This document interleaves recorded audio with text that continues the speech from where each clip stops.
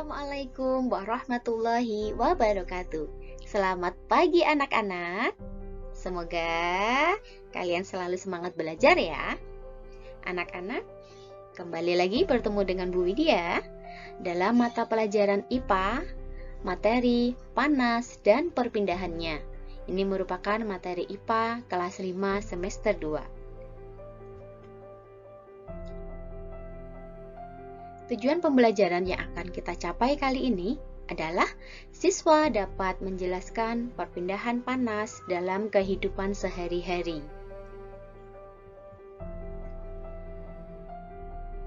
Anak-anak, apakah kalian pernah berada di dekat api unggun? Apa yang tubuh kalian rasakan? Ya, betul. Tubuh kita akan terasa hangat atau terasa panas karena ada pancaran panas dari api ke tubuh kita. Panas atau kalor dapat berpindah dari zat yang bersuhu tinggi ke zat yang bersuhu rendah. Adapun nama alat untuk mengukur suhu dinamakan dengan termometer.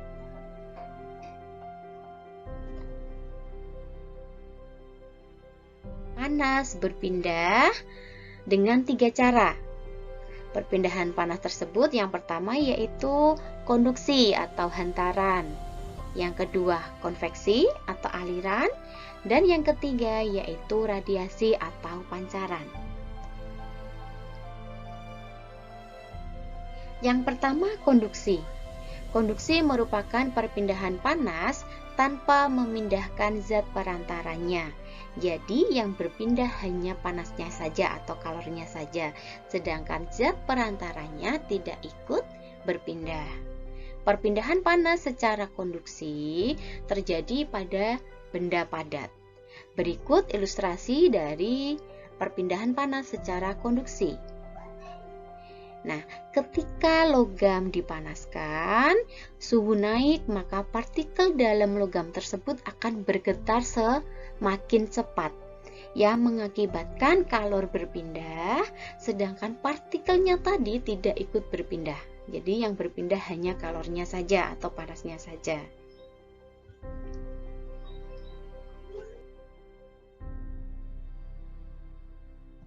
Contoh dari peristiwa konduksi yang pertama yaitu mencelupkan sendok logam ke dalam air panas. Lama-kelamaan, gagang sendok yang terbuat dari logam tadi akan terasa panas. Penyebabnya adalah panas dari air panas tadi berpindah ke gagang sendok. Kemudian, contoh yang berikutnya yaitu knalpot yang menjadi panas setelah mesin sepeda motor dihidupkan lama. Lalu yang contoh ketiga yaitu mentega yang meleleh di wajan yang sedang dipanaskan.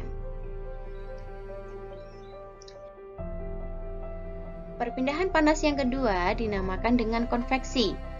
Konveksi ini merupakan perpindahan panas yang disertai dengan adanya perpindahan zat perantaranya.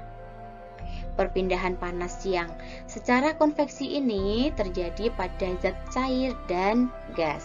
Berikut ilustrasi dari perpindahan panas secara konveksi.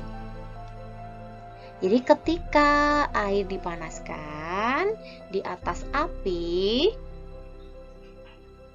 maka bagian yang menerima panas atau bagian air bawah yang menerima panas terlebih dahulu, dia akan bergerak ke atas ke bagian yang lebih dingin. Begitu seterusnya. Jadi ada perpindahan dari zat perantaranya di sini. Contoh dari peristiwa konveksi yaitu yang pertama, air yang dipanaskan dalam panci. Kemudian peristiwa angin darat dan angin laut. Ilustrasinya seperti ini. Nah, angin darat ini merupakan angin yang berhembus dari darat ke laut. Ini terjadi pada malam hari. Kemudian angin laut adalah angin yang berhembus dari laut ke darat. Ini terjadi pada siang hari. Kemudian contoh konveksi yang ketiga yaitu sirkulasi udara yang mengalir melalui jendela. Jadi ada aliran dari udara yang melewati jendela. Perpindahan panas yang ketiga yaitu radiasi. Radiasi merupakan perpindahan panas yang tidak memerlukan zat perantara. Radiasi ini terjadi karena adanya gelombang elektromagnetik sehingga perpindahannya tidak melibatkan partikel. Contohnya ilustrasinya seperti ini. Jadi, ketika tangan kita berada di dekat api atau dalam hal ini lilin, maka panas dari api tersebut akan berpindah secara radiasi ke seluruh arah di sekitar panas tadi. Hal ini yang menyebabkan badan atau tangan kita menjadi terasa hangat atau panas. Contoh dari peristiwa radiasi yang pertama tadi itu yaitu tubuh terasa hangat ketika dekat dengan kompor atau api unggun, atau tadi contohnya yaitu lilin, di dekat api lilin. Kemudian panas matahari yang terasa sampai ke permukaan bumi. Jadi panas dari matahari meskipun melewati ruang hampa udara akan tetap sampai ke permukaan bumi secara radiasi. Lalu menghangatkan telur ayam di cahaya lampu. Kemudian contoh yang berikutnya yaitu menjemur pakaian saat matahari terasa terik, sedang panas terik.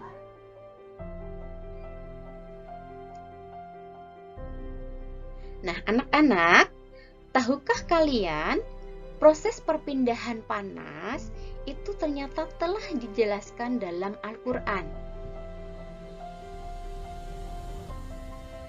Seperti contoh yang ada dalam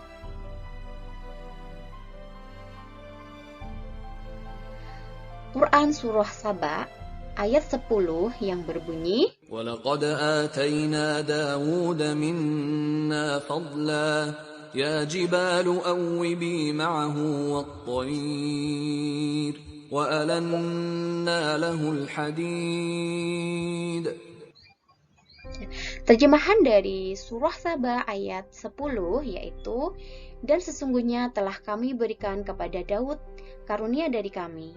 Kami berfirman, hai gunung-gunung dan burung-burung, bertasbihlah berulang-ulang bersama Daud, dan kami telah melunakkan besi untuknya. Penjelasan dari ayat tersebut yaitu bahwa Nabi Daud alaihissalam dikaruniai mukjizat oleh Allah Subhanahu wa taala, yaitu dapat melunakkan besi. Nah, pada zaman sekarang, seorang pandai besi melunakkan besi untuk membuat peralatan dari bahan besi itu dengan cara memegang besi tersebut menggunakan penjepit, lalu memanaskannya di atas api, yang membuat panas dari api tersebut menyebar ke seluruh bagian besi atau logam tersebut secara konduksi.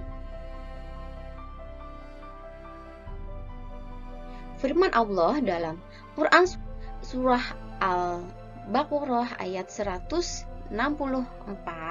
yang berbunyi, إن في خلق السماوات والأرض واختلاف الليل والنهار والفلك التي تجري في البحر بما ينفع الناس وما أنزل الله من السماء من ماء فأحيا به الأرض بعد موتها وبث فيها من كل دابة وتصريف الرياح والسحاب المسخر بين السماء والأرض لآيات لقوم يعقلون. Terjemahan dari ayat tersebut adalah bahwa sesungguhnya dalam penciptaan langit dan bumi, silih bergantinya malam dan siang, bahtera yang berlayar di laut membawa apa yang berguna bagi manusia. Dan apa yang Allah turunkan dari langit berupa air, lalu dengan air itu Dia hidupkan bumi sesudah mati atau keringnya. Dan Dia sebarkan di bumi itu segala jenis hewan dan pengisaran angin dan awan yang dikendalikan antara langit dan bumi. Sungguh terdapat tanda-tanda keesaan dan kebesaran Allah bagi kaum yang memikirkan. Nah, anak-anak, penjelasan dari ayat tersebut adalah bahwa air yang jatuh ke bumi tidak serta-merta jatuh begitu saja, tetapi melewati beberapa proses. Air laut yang mengalami pemanasan oleh matahari tadi lalu menguap, berkumpul menjadi awan yang tebal dan dingin, lalu turun menjadi bentuk hujan.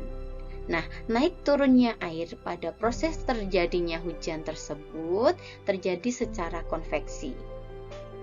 Nah, adanya pengisaran atau perputaran angin dan awan seperti pada ayat tersebut, itu seperti halnya yang terjadi pada peristiwa angin darat dan angin laut yang berlangsung secara konveksi.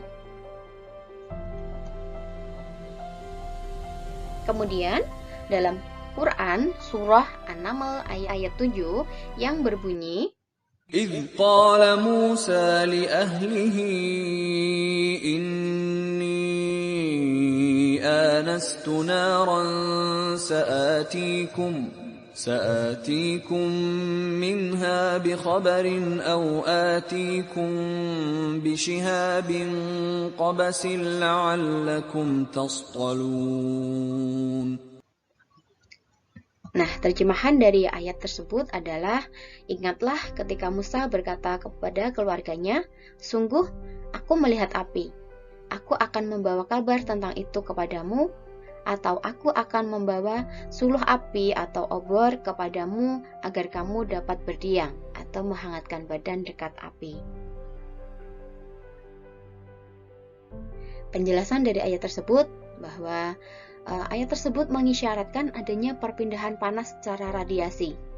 Radiasi dari panas api dalam obor tersebut yang memancar tanpa perantara itu dapat digunakan sebagai penghangat badan.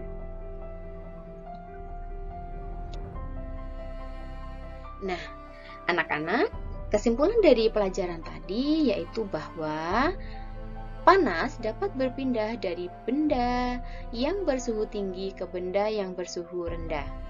Proses perpindahan panas tadi terjadi secara 3 macam, yaitu ada konduksi, konveksi, dan radiasi.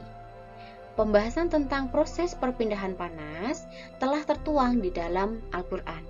Maha besar Allah dengan segala firman-Nya.